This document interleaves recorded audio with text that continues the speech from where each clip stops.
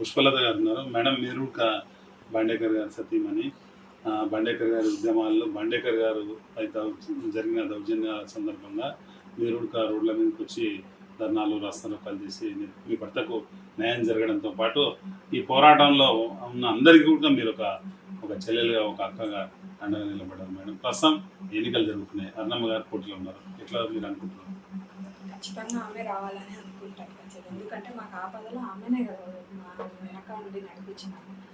ఖచ్చితంగా మా ఇంటి మనిషిలాగానే మా పిల్లలని అలానే చూస్తుంది కాబట్టి ఖచ్చితంగా తనే రావాలని కోరుకుంటాను.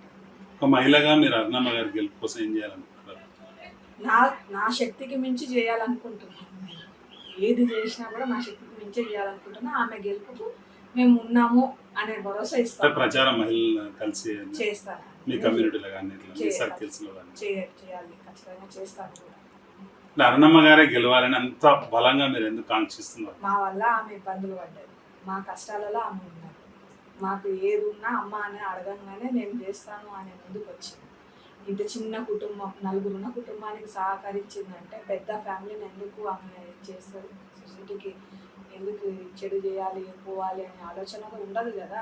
ఖచ్చితంగా మహబూబ్నగర్ని మంచి ఇదిగా చేస్తాం. సెంటర్ నుంచి వచ్చిన ఫండ్తో ఇప్పుడు శ్రీనివాస్ కూడా అది చేసింది ఇది చేసింది అని చూపిస్తున్నాడు. ఈమె సెంటర్ నుంచి వచ్చి ఇంకా బాగా చేస్తుంది. అది ఆలోచించాలి. ఖచ్చితంగా మోడీ గారి ప్రభుత్వమే రావాలి. మోడీ గారి ప్రభుత్వం మహిళలకు ఏం చేసిందంటే ఏం చెప్తాను?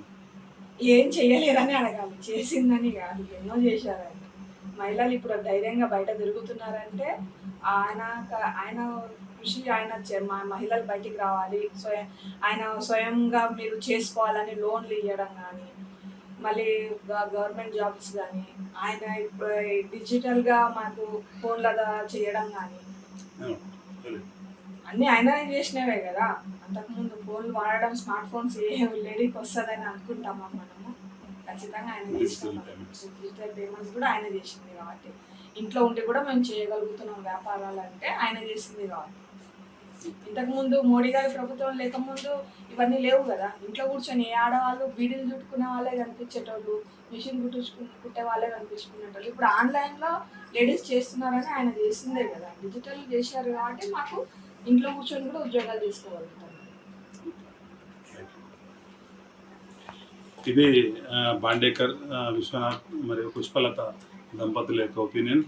అరుణమ్మ గారు పాలమూరులో గతంలో జరిగిన పోరాటాల సందర్భంగా ఆనాడు బీఆర్ఎస్ పార్టీ అవలంబించిన ప్రజా వ్యతిరేక విధానాలు, దుర్మార్గాలను ఎలుగెత్తి చాటి వాటిని వ్యతిరేకించిన మమ్మల్ని కేసుల పాలు చేసిందని, ఆ సమయంలో నేనున్నానంటూ ముందుకొచ్చి అరుణమ్మ గారు అండగా నిలబడి మా కుటుంబాలను కాపాడారని, మా ఒక్క కుటుంబమే కాకుండా పాలమూరులో బాధిత కుటుంబాలకు, ప్రభుత్వాలను ప్రశ్నించి ఇబ్బందులు పడ్డ కుటుంబాలన్నింటికీ డీకే అరుణమ్మ గారు బాసటగా నిలబడి ఆ కుటుంబాలకు పెద్దక్కగా వారు ముందుకు నడిపించారన్న అభిమానం వారి మాటల్లో కనిపిస్తుంది. ఖచ్చితంగా అరుణమ్మ గారి గెలుపు కోసం తాము ప్రయత్నం చేస్తామని, తామతో పాటుగా అనేక మందిని ఈ ప్రయత్నంలో భాగస్వాములు చేసి డెఫినెట్గా అరుణమ్మ గారిని గెలిపించుకొని తీరుతామని బాండేకర్ పుష్పలత దంపతులు చెప్తున్నారు. ఇది ఇక్కడ పరిస్థితి.